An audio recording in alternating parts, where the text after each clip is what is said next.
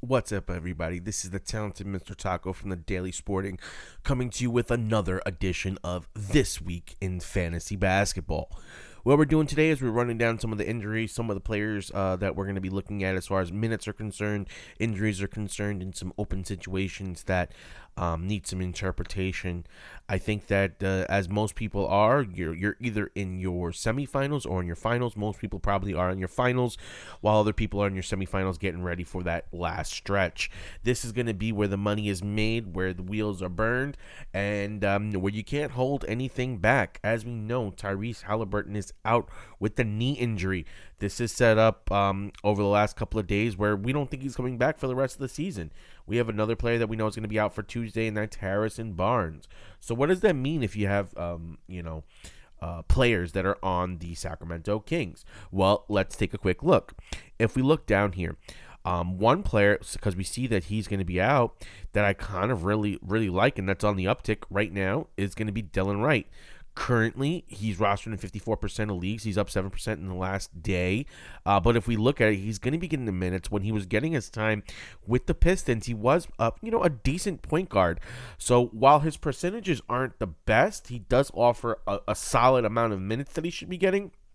And he should be pretty effective across the board, contributing in almost every single category without really killing you anywhere other than maybe a little bit high turnover rate and the free throws not being quite where you want them to be. But if you're looking at Sacramento and you need a streamer or you need a guy to pick up, definitely Wright is going to be a guy to add. As we know, most people, if you saw our Instagram, Marvin Bagley has been someone that's come back and has been efficient and effective. That if you have the opportunity to still grab him, definitely do it if he's still on that waiver wire. But if not, obviously we're going to have to keep it moving and find some other players. And that's what we do here. Now, next thing up, OG Anunoby. So we're looking at a really interesting situation with these Raptors, man, because I can't tell if they're tanking, if these guys are hurt, or what's going on. He was a late scratch on Sunday, is not coming back for this game on Tuesday. If we look at what's going on with the Raptors, Fred VanVleet also is a has been game time decisions. He's been out with the hip injury. We don't know if he's going to come back with tonight's game on the 4th. We're hoping that he does, but we don't know for sure. Gary Trent, like we said, is out. Busher is out. They said he wasn't going on the West Coast trip, so we know he's not going to come back for the 4th. There is a possibility that he could come back for the 6th or the 8th, which would definitely hurt some shares that you may have of Birch. Birch has been absolutely, phenomenal since the injury. He did have a down game in that last game versus the Lakers, but, that is expected with that great Lakers front line. I think he should be in a much better spot for tonight's game with the Clippers.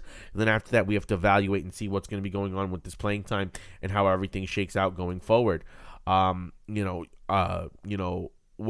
has been someone that a lot of people have been interestedly speculating on because he is getting an uptick in minutes and he does offer a stat stuffing capability. But for the most part, I think we're going to want to stay away from this guy during the streak. And one player that we do know that's been going off, at least in his last game, is Kyle Lowry. So that's definitely something to keep in mind if you're facing these guys or if you're looking at these guys. And a lot of people have loved streaming Flynn. Flynn, to me, is such a hit or miss that I can't recommend him to most people unless I already know that VanVleet and Lowry are out. I need both of them out for me to really bank on a guy like that. Sumner was out yesterday. He's a guy that we were looking at. Pulaski, he's going to be playing. Muscala is not playing. What do we see? The Lakers came back healthy. The Lakers are an interesting situation. So let's just break down what's going on with the Lakers. LeBron James came out saying that he has ankle injuries. He doesn't know if he's going to be 100% ever. But with that being said, what they ended up doing here is they ended up lowering his minutes and his time, right? Or not lowering his minutes and the time. Well, he didn't come back for the second half of that game that he played on Sunday, but then he also took off the game on Monday because it was the second half of a back-to-back. We don't know exactly what's going on with LeBron James or how they plan on resting him since he does have the ankle injury. It makes him very interesting to see how this week plays out. Now, more than likely, I'm expecting him to play one of these next two games because they play 6 and 7 versus the Clippers in Portland. And those are big games. And then he has a game on the 9th versus Phoenix. So all of these games are big games. I think if anything, he might play the Clippers game and the Phoenix game and sit the Portland game. But this is all speculation here. We don't know what's going to happen, but we do know that he isn't 100% right. We do know that they have a back-to-back coming up, and we do know this is going to be a tricky and a sticky situation. So it's just something definitely to monitor. One thing that we did notice in the last game was that Alex Caruso had a solid game. 28 minutes, 2 3-pointers, 11 points, 5 rebounds, 3 assists, 1 steal, 1 block. Pretty solid game. Torton Tucker, 10 points, 1 rebound, 3 assists, 5 turnovers, really not the best. Watching a guy like Ben McLemore, he really didn't do much in his time. Wesley Matthews didn't do much in his time. Caldwell Pope is another interesting guy. He got 31 minutes, 10 rebounds, 7 assists. 10 points, 7 rebounds, 2 assists. But overall, I really can't trust any of them. If you're going to go for a guy, I would say it'd be between Caruso and Caldwell Pope. If LeBron misses another game, I think that one of those two guys will be the primary facilitator and be the guy that you're really going to be looking for in that particular situation. So now let's go back to where we were at here. Interesting note we just saw here with the Spurs. The Spurs last night started Murray, Vassell, DeMar DeRozan, Johnson, and Patel. Now, let's take a quick look at what the Spurs look like. Now, over the last couple of games, when we know that Derek White was out with the injury, it opened up the opportunity and the possibility for some of these other guys. Devin Vassell is the guy that's been starting, but with him starting, he isn't getting more than half of the game, and he isn't really doing that much. The guy that actually been the hottest has been Lonnie Walker. Now, if we look at what happened with Lonnie Walker, his last game was a dud. It was as bad as it gets. However, if you look at the 3 games before that, he had been super solid. So it's really tough to just, 1, expect him to perform at this high level because he normally doesn't. And 2 is to expect that with the increased opportunity with White being out, that he won't have an opportunity to perform like that again. I feel like it becomes a very interesting situation if we look at what's going on roster-wise. He has a game on the 7th, he has a game on the 8th, and then he has a game on the 10th. So that 7-8 matchup is going to be where it's really at. His next game is on the 5th. So if you can hold him, it's going to be 5, 7, 8. So, these Spurs are going to have 3 more games left. But with that being said, it's a little tricky situation because we don't really know what they're going to do. Look at what San Antonio's been doing with Patel. Patel has been one of the best centers so far for fantasy. He's been a really consistent and solid guy. But now his production has been starting to be hit or miss.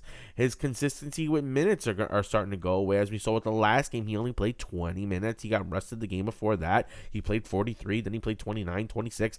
You're kind of not sure what's going on. His blocks haven't really been there over his last couple of games, but he does offer elite shot blocking. I think if you're rostering Patel, it's getting to the point where we need to see what happens on the 5th. Because we may have to drop him. It may be time to jettison Patel on a lot of teams just because of the situation that we're looking at. So I think that's definitely something that we're going to have to monitor and just see what's going on. Jang has been doing solid. Eubanks has been okay. But honestly, we need someone to get injured here so at least one of these guys can run with solid time and be, a pickup that you can rely on and count on. Another guy that's been really interesting over his last couple of days is Keldon Johnson. To start the season, Keldon Johnson was amazing. He was putting up great points, great rebounds at great percentages. But since everyone came back, he really dipped off in his production. If we look here, he has gone on a nice roll, but much like every Spur last night versus the Jazz, they all stunk. No one performed well, even our top guy, Murray, who had a night that's, really not as good as he's been performing lately. His minutes were even down compared to some of the other games that he has. It's his least amount of minutes played, since the 21st. So it'll be interesting to see how this plays out. The Spurs are definitely a team that we're going to have to watch and monitor and see exactly how everything shakes out for them. That's definitely something I'm going to be very much monitoring. Another thing to monitor here is what Christian Wood was saying after the game versus the Knicks on Sunday. He was admitting that his ankle and his quad really aren't feeling that great, which sets him up for a situation where he may be benched for the rest of this week or for this rest of the season. We don't know how the Houston Rockets plan on taking this, but the Houston Rockets have nothing to play for. So for them to put, Wood in a situation where he could hurt himself more or further damage himself, I just don't see that as being smart, and I don't think they're really going to do that with someone they invested a nice contract in the offseason. But if we look at this lineup, some of these guys have been set up for an interesting setup. He said he could miss a couple of games.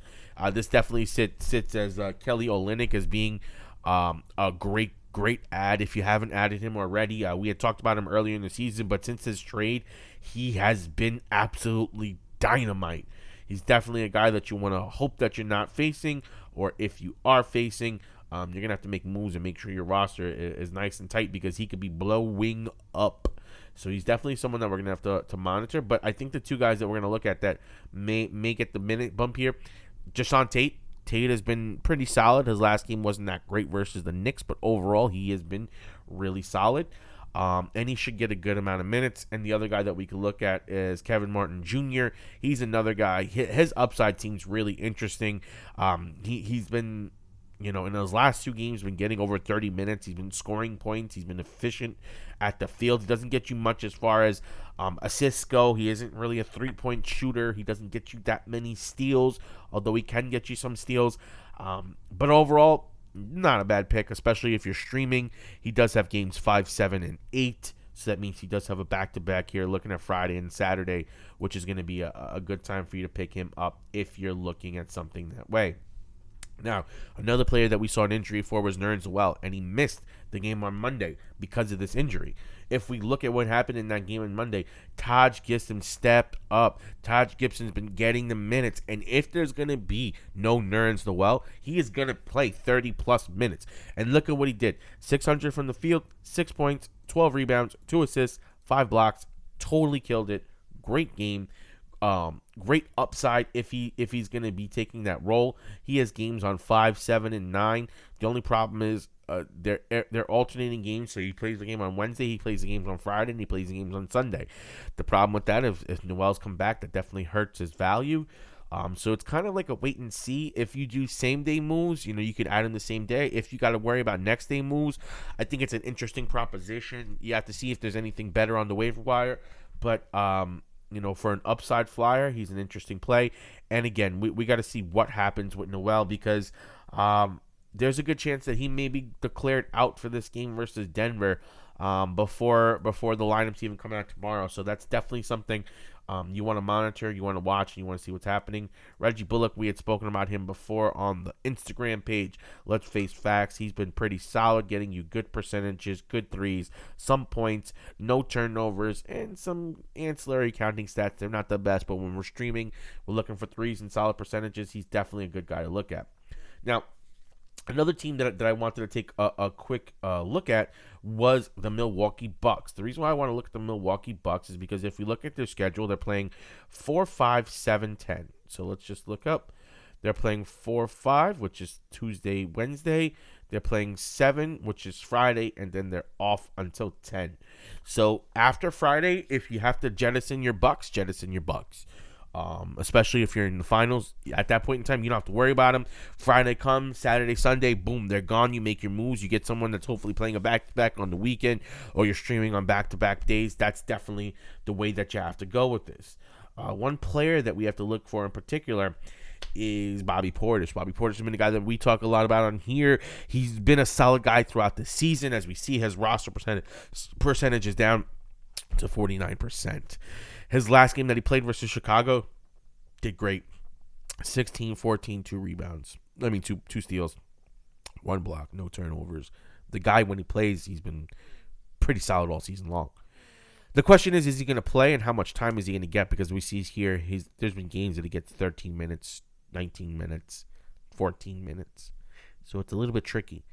However, with the back-to-back on 4 to 5, and we don't know what's going to happen with Giannis, I say more than likely I'm going to keep him for 4 to 5, just see what goes on, gauge his value. If he plays and he plays good, we keep him. If he stinks it up, he does bad. Looking at that back-to-back, maybe on the 5th versus Washington, they may bench Giannis, which would give him an increased value. So I would say if you have him, hold him.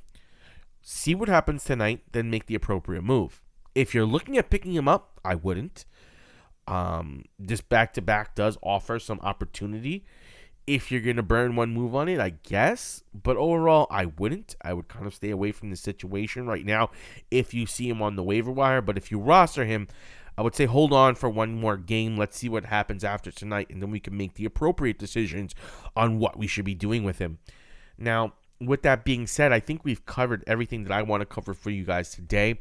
What I plan on doing, though, is on Wednesday, I'm going to do a live episode at 9:30 at night on our Facebook, on our YouTube, and our Twitter page, so we can answer live questions for you as we get into the weekend, and we'll probably do a couple of other weekend sessions as well.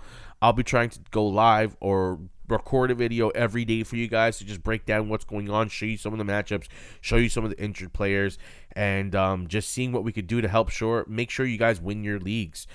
With that being said, I am the talented Mr. Taco. This is the Daily Sporting, and we are out. Peace.